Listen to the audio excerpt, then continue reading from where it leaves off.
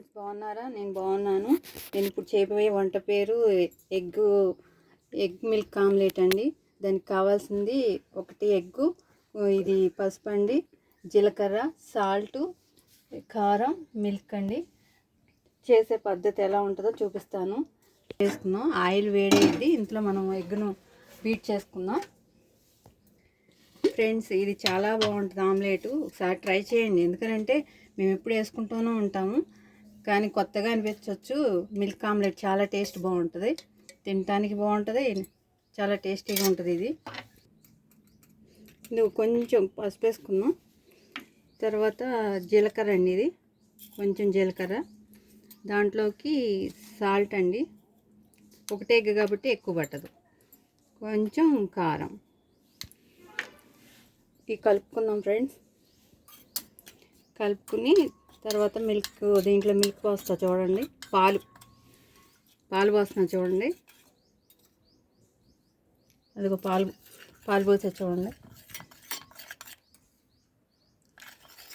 పాలు పోసి కొంచెం కలుపుకోవాలండి, ఇది కలిసేదాకా. ఇలా కలుపుతూ ఉంటే కలుపుతుంది.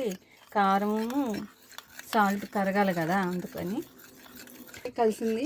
ఇప్పుడు దీంట్లో మనం ఎగ్ వేసుకున్నాం. ఎగ్ కొట్టి ఎగ్ వేసుకున్నాం చూడండి.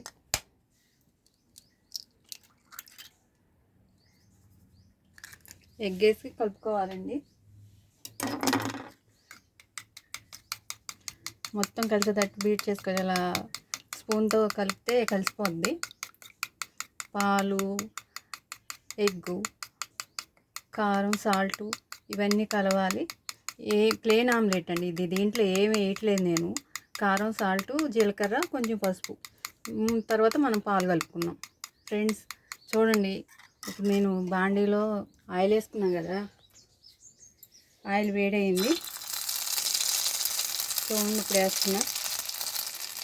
చాలా పఫీగా వస్తుంది, చాలా టేస్ట్ బాగుంటుంది ఈ ఆమ్లెట్. ఇదిగో చూడండి, అయిపోయింది.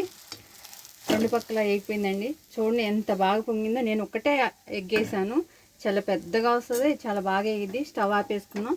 నేను ప్లేట్లోకి తీసి చూపిస్తాను ఫ్రెండ్స్. చూడండి ఎంత పఫీగా బన్నులాగా వస్తుంది ఈ ఆమ్లెట్. మిల్క్ వేసామంటే టేస్ట్ భలే ఉంటుంది. ఇదిగో చూడండి ఆమ్లెట్, చూడండి ఎంత బాగా వచ్చిందో. ఒకటే ఎగ్గు, 2 ఎగ్గులు 3 ఎగ్గులు వేసినంత లావు వచ్చింది, చాలా వెడల్పుగా కూడా వచ్చింది. చాలా టేస్ట్ బాగుంటుందండి.